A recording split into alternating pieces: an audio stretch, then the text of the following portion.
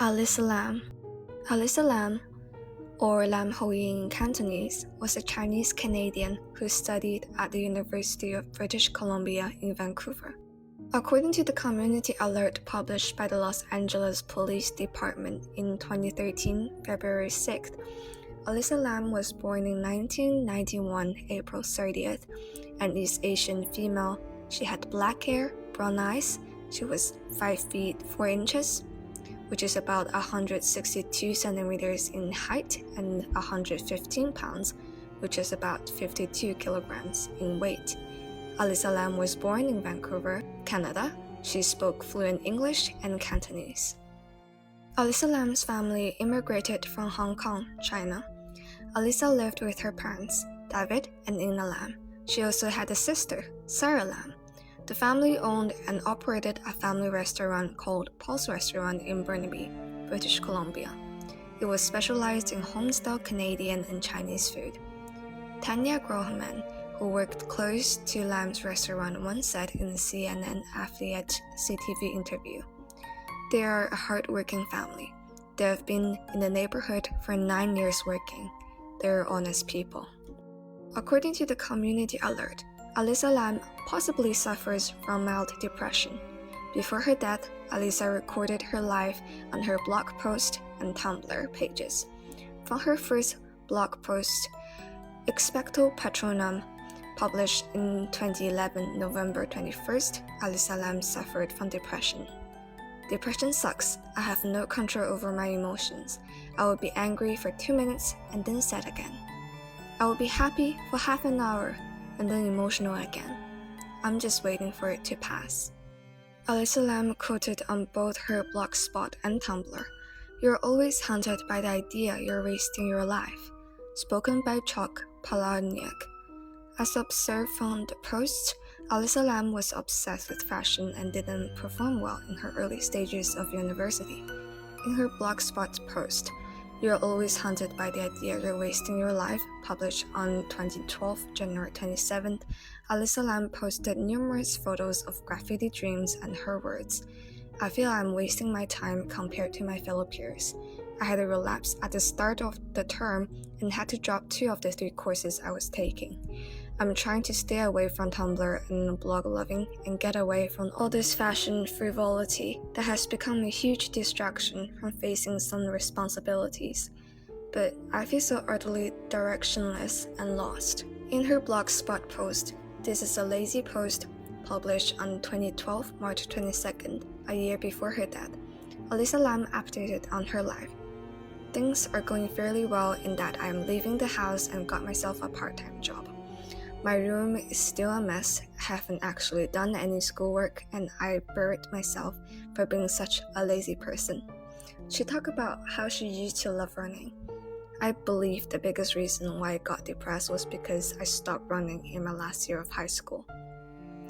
Up until that point, I was on the cross-country and track and field team.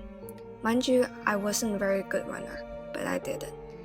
I lacked the discipline to actually train, and now I am still lacking the discipline to run or do any sort of sport." She was worried about her body shape. "I am not terribly self-conscious of my body. I've accepted it's simply the way I am. However, I'm terribly self-conscious of my legs. I find them disproportional to the rest of my body, making me look chunkier than I am. And no matter how much I exercise, they never become any leaner. If I am not too careful, I fall into the trap of cankles." She was sick of the cold weather. "I'm sick of the cold weather and wish for warmer weather. Warmer weather meaning dresses. Oh wait, no, I don't like dresses because that means exposing my legs." Her last blogspot post was on 2012, July 27th, where she stated that she was much more active on Tumblr, and Blogspot stayed as a reminder of her thoughts. Her Tumblr page had hundreds of photos related to fashion, quotes, and her own writing that recorded events of her life and her feelings. On her Tumblr etc page, Elisa Lam also stated that, "I have no idea, some idea that I'm studying. I have typical 20-something issues, specifically bipolar depression, and every now and then I'll talk about it sarcastically. And Despite saying I hate people a lot, I actually enjoy and require human interaction, but my inability to go outside means I only contact the outside world anonymously and over the internet. The disappearance of Elisa Lam. According to the community alert, Elisa Lam was last seen on January 31st, 2013, at the Cecil Hotel at 640 Wing Street in downtown Los Angeles. Lam was traveling alone from Vancouver, Canada, and arrived in Los Angeles, California, on January 26, 2013. Her final destination was Santa Cruz, California. She takes public transportation, including Amtrak and buses. Lam was supposed to be checked out of the Cecil Hotel on January 31st and leave for Santa Cruz, but she did not. It was certain that she was lost on January 31st because Lam's daily call to her parents ended that day. Lam's parents were concerned about Lam's safety while traveling without them. As an Asian child, I can confirm that this is very common in Asian cultures. Parents are extremely worried about their children's safety, let alone Lam was a young female with mental disorders who was traveling abroad alone. Therefore, Lam was asked to contact her parents every day in her travel. As her parents did not hear from her, the family called the Los Angeles Police Department and flew to Los Angeles to participate in the search and investigation. Hotel staff who saw Lam that day recalled that she was only by herself. The manager of the Cecil Hotel, Katie Orphan, was the only one who recalled the details regarding Lam's presence that day. In CNN's interview, she states that Lam was outgoing, very lively, very friendly. She was talking about what book she was getting and whether or not what she was getting would be too heavy for her to carry around as she traveled. The police officers of LAPD searched the hotel's public areas and Lam's room due to the fact that it's the extent they could legally investigate. There were police dogs that were searching for her scent in the building, including the rooftop, but nothing was detected. Now, one thing that may have flawed this initial investigation was that the police officers did not search every room in the hotel. They could only do that if they had probable cause. What is the probable cause? Probable cause is the standard by which the police authorities have the reason or permission to arrest a criminal suspect or a search warrant. In this case, Lam was not found and there was no evidence or indications of crime. Therefore, there was no probable cause or reasonable suspicion to search every room of the hotel and invade the customer's privacy. Elisa Lam in elevator camera footage. A video surveillance camera footage of Elisa Lam in an elevator in the Cecil Hotel was published by the Los Angeles Police Headquarters on 2013, February 15th, named Detectives Looking for Missing Canadian Woman. Comments are disabled by the original publisher. Check the video link in the description. The video is famous for the bizarre behaviors of Elisa Lam. In the video clip, Elisa Lam was wearing a choker, a light-colored shirt underneath the red sweater, a pair of black medium pants, and a pair of black sandals. The camera was in the elevator by the left back ceiling, looking down, and captured the elevator and parts of the hallway outside. However, the video was unclear, the timestamp could not be identified, and at some points, Lam's mouth was pixelated. Elisa Lam walked into the elevator, pressed several floor buttons, and stood at the corner, close to the wall, as if she's hiding from somebody. She stood at the corner for several seconds before she stepped out of the elevator by 1 foot, as if she was checking if anybody was coming. After seeing nobody was there, she went back to the corner for a few seconds and went to another corner, close to the elevator buttons, which is a better angle for hiding, but with limited vision. After a few seconds, she stepped out and stood at the entrance of the elevator again. She stepped into the hallway out of a sudden, as she was waiting for somebody. After a few minutes of waiting, she went back to the elevator, went out again. But this time, she stood on the left side of the hallway. The camera could not get a full view of her and her surroundings. It was unclear what she did and if anybody was there. Elisa Lam went back to the elevator with both her hands at the door. She repeatedly pressed many floor buttons and walked out to the left of the hallway again, where the camera vision was limited. However, she turned her body sideways, and this was where the more bizarre behaviors began. Elisa Lam wrapped her forearms together, and then waves both of her hands, palms and fingers stretched. To make it better to understand, it was similar to swimming with the upper body. The fingers stretched as a witch summoning creatures. After a while, Elisa Lam turned more to the front of the hallway wall, back to the elevator, which her hand gestures seemed like she was talking with somebody, though nobody apart from her was captured by the camera, and her palms turned into fists while she walked away to the left, out of the camera vision completely. While the elevator door was open all that time, it finally closed after a few minutes, and the video clip ended. The discovery of Elisa Lam's corpse. Though the elevator video clip was published, there was no sign of Elisa Lam with the LAPD search. During this period, guests at the hotel reported that the water pressure was low. Later, some reported the water was colored black and had an unusual taste. Eventually, the hotel maintenance department investigated the water tank. As a result, a maintenance worker discovered Elisa Lam's corpse at the bottom of the water tank. The water tank provided water to the guest rooms, a kitchen, and a coffee shop of the Cecil Hotel. The guests bathed themselves, brushed teeth, and drank water from that water tank with Elisa Lam's decomposing corpse for more than 2 weeks. In CNN's interview, British couple Sabina and Michael Ball talk about their experiences and thoughts with this shocking discovery. The water did have a funny taste. The tap water tastes horrible. It had a very funny, sweety, disgusting taste. It's a very strange taste. I can barely describe it. The shower was awful. When you turned the tap on, the water was coming black first for 2 seconds, and then it was going back to normal. But for a week, they did not complain. We never thought anything of it, they said. We thought it was just the way it was here. According to CNN, knowing now what they didn't know then about the water is sickening. Michael Ball said, "It makes you feel literally physically sick, but more than that, you feel it psychologically. You think about it, and it's not good." Back to Elisa Lam's corpse. Elisa Lam's corpse was found on the morning of 2013, February 19th, Tuesday. According to Lopez, the hotel had 4 water tanks on the rooftop, each about 10 feet tall, 4.5 feet wide, and held at least 1,000 gallons of water pumped up from city pipes. Lam's body was found at the bottoms in one of the water tanks. The water tank was about 3/4 full of water.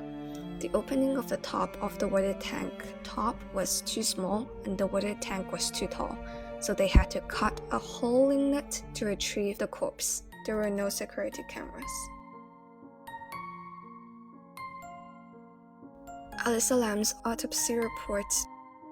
The autopsy report was deleted by LAPD, which is extremely suspicious. There were autopsy reports 1 to 20 in total, but I could only find bits and pieces. The autopsy report was released on 2013, February 21st. The autopsy was performed by the Los Angeles Department of Coroner. The autopsy report described Lam's death as drowning and noted her bipolar disorder as an important condition. Autopsy Report 12 had an anatomic summary. 21-year-old Asian woman found in a water storage tank on the roof of her hotel. 1. Moderate decomposition. 2. No trauma. 3. History of bipolar disorder. 4. See separate toxicology report. And 5. See separate microscopic report. While Elisa Lam's body was found, it is in a state of moderate decomposition with graining of the body, sparring the lower legs and feet. There is marbling seen on the upper thighs, the scalp, skin, and hair easily soothed with slight pulling. The head and face is bloated with bulging eyes. The face shows skin slippage on the forehead and right cheek that is dry and brown in color. Skin slippage is present on its chest, back, arms, and left lower leg. The skin shows marked wrinkling of the palms, fingers, soles of feet and toes. The internal soft tissues and organs show emphysematous change in autolysis. There was no internal or external injuries on her body. There is no evidence of any previous recent hospitalization. The body was found naked, however, the clothes were floating on the tank. There was an important note: all of the items had sand-like particulate attached to the fabric and loosely present in the fold of the clothes and on the drying mats. Here's the coroner's opinion. The descendant died as a result of drowning. A complete autopsy examination showed no evidence of trauma, and toxicology studies did not show acute drug or alcohol intoxication. The descendant had a history of bipolar disorder, for which she was prescribed medication. Toxicology studies were performed for the presence of these drugs. However, quantitation in the blood was not performed due to limited sample availability. Therefore, interpretation is limited. Police investigation did not show evidence of foul play. A full review of the circumstances of the case and appropriate consultation do not support intent to harm oneself. The manner of death is classified as an accident. However, on Autopsy Report 15, the cause of death was marked as accident on June 15th, but on June 18th, it was marked as could not be determined. Why was that? The wrongful death suit. After several months of the discovery of Elisa Lam's corpse, it is notable that her parents David and Ina Lam filed a wrongful death suit against the Cecil Hotel in September of 2013. Quote, the Lams' attorney stated that the hotel had a duty to inspect and seek out hazards in the hotel that presented unreasonable risk of danger to Lam and other hotel guests. The hotel fought back against the suit, filed a motion to dismiss it, and it was indeed dismissed by the judge on 2015, December 14th. The hotel's lawyer argued that the hotel had no reason to think someone would get into their water tanks. There were no similar previous incidents known by the hotel management. Surgeon Lopez, one of the first witnesses of Lam's body, described in detail how difficult it was to retrieve her body. The chef engineer of the Cecil Hotel, Pedro Tover, stated that it would be extremely difficult for anybody to access the rooftop without triggering the alarms, let alone getting into the water tanks. Only hotel employees would be able to deactivate the alarm properly. If it was triggered, the sound of the alarm would reach the front desk, as well as the entire top 2 floors of the hotel.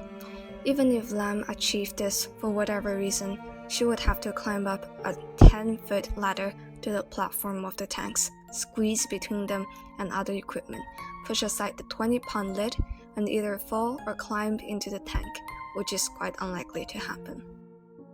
The Los Angeles Superior Court Judge Howard Helm ruled that the death of Elisa Lam was unforeseeable because it had happened in an area that guests were not allowed to access, so the lawsuit was dismissed. End quote. In fact, the very nature of the water tank would make it unreasonable for Lam to assume that she was allowed to climb it and open the lid, wrote Helm. Conclusion. In conclusion, this mystery is left unsolved. There are many theories on Elisa Lam's death, but none of them has any scientific evidence. Therefore, we cannot assume her death to be caused by any particular reason or individual. This episode took much longer than I expected. I also expected myself to analyze many of the theories. However, I am behind my schedule and I'm running out of time. The reason why I chose this case was because I'm an East Asian myself. I emphasize Elisa Lam and her family. Before this investigation, I was trying to come up with a conclusion, something that could be the truth to me, but I realized that would be a disrespect to the victim. As outsiders, I think we often want to, desire to know the truth, to find a reason, to blame something on someone. But any of these assumptions that are not the truth may be such a disrespect to the victim. I am sorry for this rough episode and such a brief analysis. I'm planning to investigate a solved case for my next episode, and I will try my best to improve my work. Thank you for listening. See you next time.